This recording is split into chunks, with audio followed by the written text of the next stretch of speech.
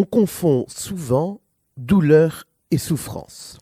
Or, c'est en comprenant bien ce qui distingue la douleur de la souffrance que l'on peut prendre conscience de l'importance de la prise en charge, de l'accompagnement et du traitement des grandes douleurs, celles-là même que l'on dit insupportables, précisément parce que ces douleurs sont devenues souffrances.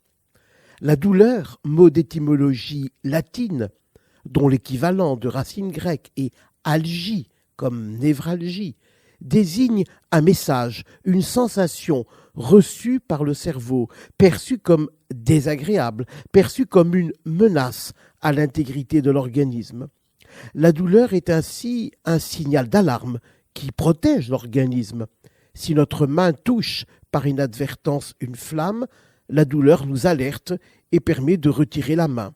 Les enfants qui naissent avec ce qu'on appelle une indifférence congénitale à la douleur voient leur espérance de vie diminuer. Ils peuvent se blesser gravement sans s'en apercevoir, ou en s'en apercevant tardivement, ils font au niveau de leurs blessures ou de leurs fractures des complications infectieuses qui peuvent devenir particulièrement sévères.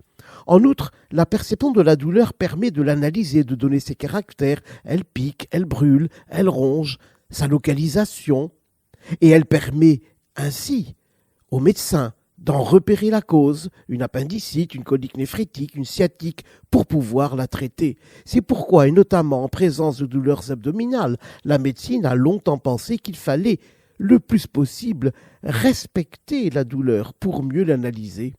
Le problème cependant est que si la douleur peut révéler une maladie, par exemple une compression d'un organe par un cancer, et que le traitement d'un maladie met du temps à agir, la douleur ne s'arrête pas pour autant. Elle est comme une alarme qui ne sait plus s'interrompre alors même qu'elle ne sert plus à rien. Et c'est ainsi que des douleurs trop intenses et trop durables deviennent souffrances. Car quand la douleur est trop intense et trop durable, les fibres nerveuses qui montent le long de la moelle épinière vers le cerveau aboutissent en de multiples endroits.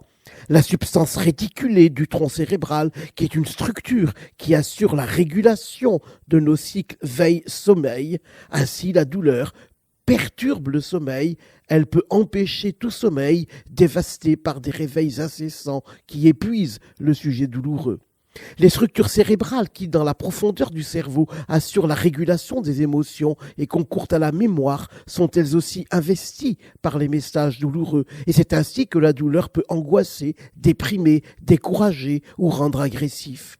Le bombardement des noyaux gris centraux, qui jouent un rôle majeur dans ce qu'on appelle la motilité automatique, explique que certaines douleurs entraînent des agitations motrices, alors que d'autres douleurs peuvent pétrifier l'individu. C'est le cas notamment des douleurs de l'enfant. On a ainsi mis du temps à comprendre que des enfants trop calmes étaient en réalité pétrifiés par la douleur.